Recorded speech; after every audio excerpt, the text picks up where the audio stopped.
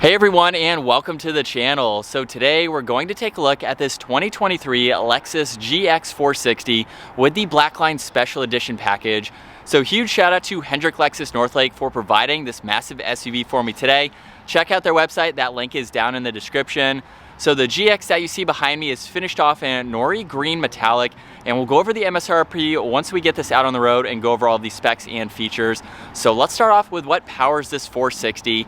This has a 4.6 liter naturally aspirated V8 paired to a 6-speed automatic transmission, pumping out 301 horsepower, 329 pound-feet of torque. That power is sent through the all-wheel drive system.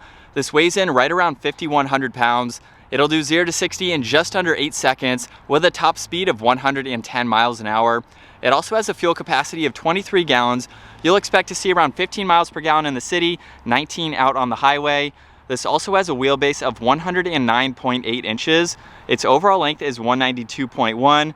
It has a width of 74.2, a height of 74.2, and its ground clearance measures in at 8.1 inches. And as we move on to the exterior styling now, for the Blackline Special Edition, that basically gives this vehicle all of the gloss black accents. So you can see the gloss black for the massive grille, which has that hourglass design to it. There's also a nice brush trim surrounding the entire surround, which is a great touch against this screen. This has the forward-facing sensor along with a camera and plenty of cutouts in that grille to provide a lot of cooling to this engine. Now that Blackline package also includes the dark housing for the headlights, which is a nice touch to see. Of course, this has LED headlights, DRLs, and the turn signals are mounted in the lower section with the fog lights just underneath that. You will see more of that brush trim. It's also in the lower section of the bumper where there's a few more cutouts. And this has some nice lines coming down the hood, meeting the top of that grille very, very nicely. So I love all the blacked out accents. That works its way to the side for these 18-inch wheels that have a multi-spoke design to them. And this even has the body colored side mirrors with the integrated turn signal. There's more black surrounding all the window trim. It has a sunroof, more gloss black for those roof racks as well. And we have the integrated side steps. So you can see that body and that molding making it look like it is one continuous piece. Now this has a good looking side design to it. It's a massive SUV, so the contoured lines in it give it a very sleek and a good look, especially for its size. Now coming around back, we have gloss black for the spoiler, there's the integrated third brake light, and the wiper blade is tucked up there to give you a lot of visibility out of that rear glass. Now the LED taillights and the housings here are blacked out as well, which just gives it a classy look. We have the backup camera, all the parking sensors. This can even tow right around 6,500 pounds. Pretty impressive for the size of this vehicle. Now, before we work our way to the interior, you can actually pop the rear glass. So just by pushing on that button, you can hear it release. And this is a 3-row vehicle. So if you have some smaller items and you need quick access into the back, simply just pop the glass. That way you don't have to open up the entire door. Now, unlike a traditional SUV, this liftgate does not open up. It opens like a door. So just grab on this handle, and with that gas strut, it is very lightweight and easy to open. Now within this door, there's actually a toolkit and then a little bit of storage in this larger section. So you can have all those items with you as needed. And then working our way back to the cargo space, I have the back seats in the 50-50 split right now. So we have one up where you can get another look at how much space you have. Not really all that much if you have people in the third row, but with it folded down, you can see all these items here, or you could still store some items and maybe have one person in the back. And then to fold this seat completely flat, all you need to do is pull on that middle tab, because from there it will actually collapse the bottom there. So by pulling on that, you'll see it completely disappear, where now you can push that forwards and fold it down. To do the reverse process, you can just grab on that strap, bring it up, and then you have to bring that bottom back out. So it's a pretty cool design. It makes that completely flat, so you can fit in a lot more items for the back. And then we have that grab handle, or you can just grab on the outside and easily close that up. So as we work our way to the back seats now, for the second row, you'll see the door panel here has a very nice design with all the leather, the wood trim. There's even some brush trim around that release handle and a little bit of storage in the lower section. Now you'll notice the entire seat is covered in a gray color, which is a good contrast against this exterior. Now we have that running board along with a grab handle, and at 5'10", it's pretty easy to hop up into the back. I have plenty of room. There's also storage pockets. Right in the middle, we have heated seats for the outer two. All the climate adjustments are nicely laid out. There's even some auxiliaries in the lower section where you can further charge electronics. Now, as far as headroom goes, I have around 2 or 3 inches between my head and this Alcantara, so it gives me a nice comfortable position. I can also recline these seats as well, just to give me a little bit more comfort. And there's another step. There's a slider bar up underneath, so you can actually move this seat forwards if you need to give your third row passengers a little bit more space, or put it all the way backwards if you need a little bit for yourself in the second row. Now, right in the middle, we have the armrest along with 2 cup holders, so you can pop those out as needed. Now, you can also fold this middle seat down just by pulling the tab behind the headrest. So if you need a little bit more space, you have the room to do that to get into the back. Now, as far as visibility goes, it's a pretty open feeling SUV, especially for its size. Plenty of glass to see in all directions. Now, to work our way back to the second row, I'm simply just going to slide this seat all the way forwards. From there, I can take the backrest and then move that forwards. Now, I will say this doesn't seem to be the best way to hop into the third row. I haven't been able to get the seat to get any farther out of the way. So it is a little bit of a step to get up and over that. But at 5'10", if I had to be back here, my knees are pretty upright. It is a very shallow seat. I'm definitely sitting down into the seat, but my head is just touching the headliner. So if I had to ride around town, really not all that bad. I get a cup holder on one side, a cup holder on the other, and that's about it for your third row passengers. So if you need 2 people in the back, probably smaller children would be a better idea. But like I said, I could probably ride around here just for a little bit of time. And as we work our way to the driver interior, same as the rear, of course. However, this has all the memory seating adjustments, all of your window controls, more of that brushed wood, and a lot more storage space in the lower section there. And then we have the same gray for the seats, which are heated, of course. Very nice design with all the automatic adjustments down on the side. And you get a grab handle for your front seat passengers. So combined with that side step, very easy to enter this large truck or SUV. So with the steering wheel now completely covered in solid black leather, we have the cruise control stock on that right side. There's also volume and tuning mode for the audio, Bluetooth and voice commands. This has the lane keeping assist along with the distance pacing. And then to go over all of these, we need to fire this up. So with my foot on the brake, that button's on this right side, we can bring this to life. And looking at the gauge cluster, on the left side is the tach and the engine temperature. On the right side is the miles per hour and the fuel level. And then right in the middle, you can go through that info using those arrows. So currently we are on the distance pacing, so you can monitor that. If I scroll over, there's any messages that may appear. You can even go into the technology settings here and go through all this info, just depending on how you would like to have it set up. If I scroll over to info, you can go through some more vitals, even some of your MPG, your distance till empty. There's your eco meter along with miles per hour, even a sway warning. So if you've been driving this a long period of time, it will tell you when it's time to pull over and take a break. You can also monitor your steering angle along with the TPMS, and then we are back to the distance pacing. So not a ton of info, but it gives you everything that you need. You'll notice over on this side too, there's also a home button, so that will basically just get you back to your presets there. And there's a back arrow above that. Now on this left side, we have a lot of controls. There's the fuel cap release along with the heated steering wheel. This has the automatic headlights.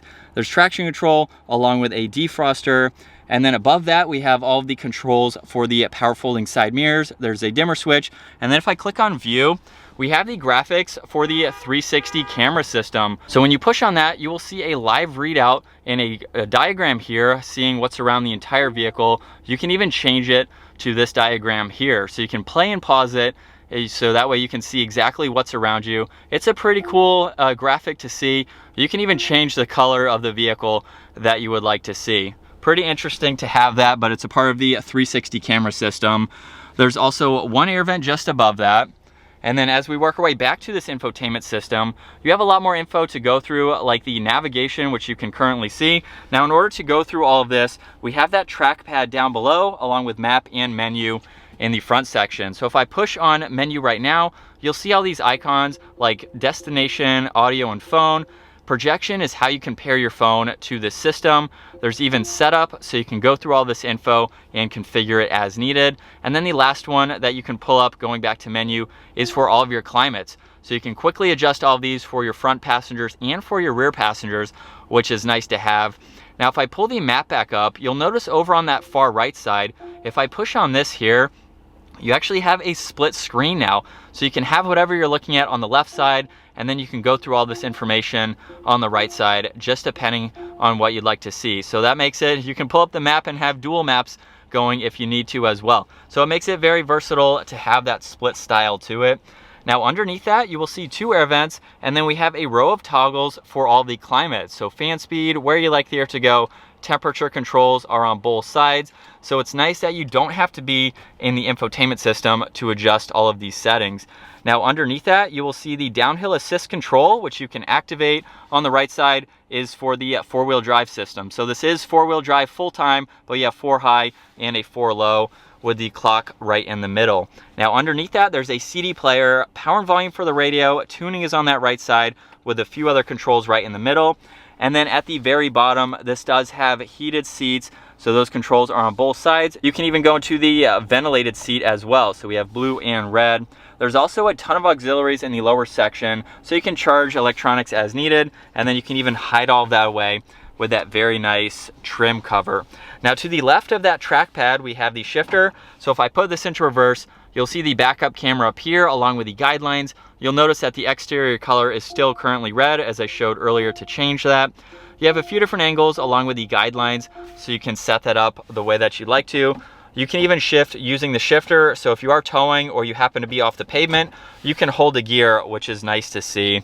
Now right in the middle, we have 2 cup holders just by opening up that cover. And then for the center armrest, it's finished off in more leather. And when I open this up, you'll see there's a lot of space for any items that you'd like to place down there, including this removable tray. And then over on the passenger side, you'll see more of that wood trim. And then with the glove box, plenty of room for all of that information. Now, like I mentioned, this does have a sunroof, so we have the manual adjustment for that sunshade, along with all the automatic adjustments for the sunroof itself. And this even has a sunglass holder, and we do have the rear view mirror, so that way you can see all the way into the 3rd row, and you don't have to turn around. And then we have the dome lights on both sides. As we set off now behind the wheel for this GX460, I also wanted to briefly show that the forward-facing camera actually pops up when you are at slow speeds. I know I did not show that earlier, and that is because I do not see a button in order to activate that. So I'm sure there's a setting where you can have it pop up when you are at slow speeds. That way you can view it, this auto button right here. So that way you can view it and you can see what is in front of you. But now that we are getting out on the road, this has an MSRP right around $62,000. Honestly, that is really not all that expensive for what you are getting out of this jumbo style SUV. Now, when you compare this to some other vehicles or other companies like BMW or Audi, I would say it's a little bit behind on some of the technology, but that is what Lexus, I wouldn't say they're known for, but they don't have quite as much technology. And I don't mean that in a bad way at all. I am one that I don't need all those fancy bells and whistles. I have a Tacoma myself, so I have a lot of the similar technology as in this Lexus model that we're in right now. So if you're somebody who doesn't want all of those fancy bells and whistles, but you still want a luxury brand vehicle, it's also going to be probably one of the most reliable, you still have a pretty good SUV to choose from. And if you want that naturally aspirated V8, you don't want any of the hybrids or some of those other models, you can still get that V8 in this model here. So it's kind of a dinosaur, if you want to call it that. Some of the older kind of technology with the NA engine and things like that, but it's going to be reliable, it's going to be comfortable, it is going to be very practical for you if you need a vehicle of this size, and you also need to tow as well. So let's give this a little bit of gas now.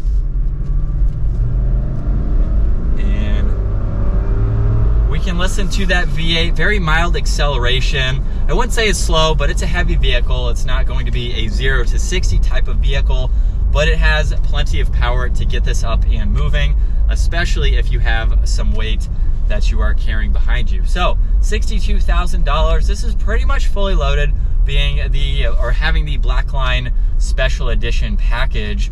So you get some cool exterior goodies, not really all that much expensive for that package. It's a few $1,000s, but I think a majority of that is the wheels. And as far as visibility goes, it's pretty easy to see as we merge out onto the road here. But aside from that, everything is straightforward, easy to use, and you get some good creature comforts like the heated and ventilated seats, adaptive cruise, which is very, very easy to use, by the way. Just with the stalk on this right side, you can set it up with the push of using one finger basically, and we are ready to go. So it's nice that we have some of those creature comforts to make this a great daily driver. And honestly, you're not, I mean, it's an expensive vehicle, but I wouldn't say you're really breaking the bank to get a luxury style vehicle, and especially one of this size, because the $60,000 mark, you can get a lot of nice luxury style sedans, but none that are going to be able to tow, of course, like in this GX that we're in right now. So it's really not all that expensive for what you're getting. So we'll give it another acceleration.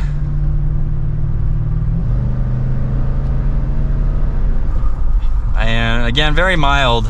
It doesn't have too loud of an exhaust note to it. You know, this is more of a luxury style SUV. Doesn't have any of the F Sport or any of the performance settings that some of the other Lexus brands have. So it's not going to be a loud SUV. This is something that you want to be nice and comfortable. You want to be able to drive this every day, and it just is a nice place to be. It's super quiet.